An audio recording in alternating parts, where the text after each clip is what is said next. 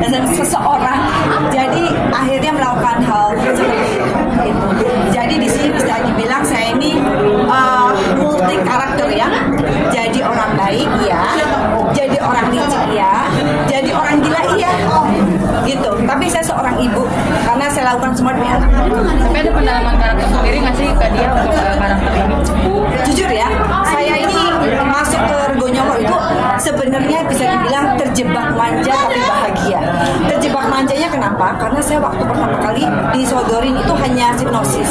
Di situ saya cuma melihat sekilas cuma sebagai orang Jawa yang memang agak kejawen mistis gitu.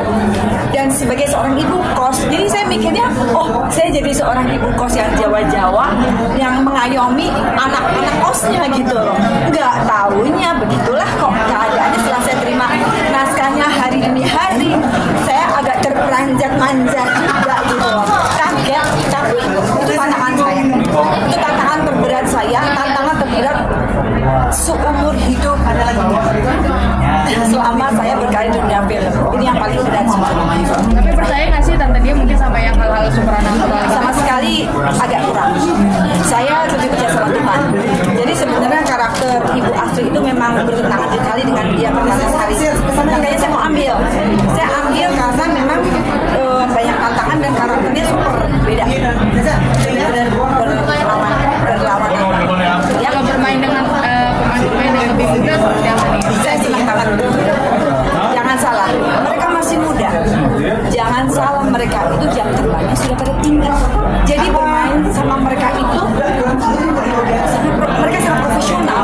Jadi aku senang kerja sama mereka.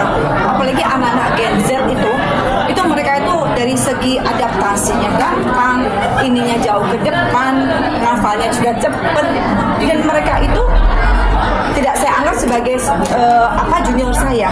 Mereka adalah mitra kerja saya. Saya jujur aja, saya ini termotivasi sama mereka. Saya bilang anak-anak ini gila loh, profesional banget. Saya yang sudah senior harus kelihatan profesional juga gitu. Jadi jujur saya termotivasi sama mereka dan terinspirasi juga.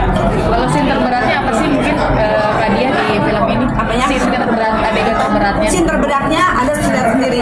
Semua adegan saya berat, ya, termasuk yang nah itu benar-benar berat karena saya penakut aslinya.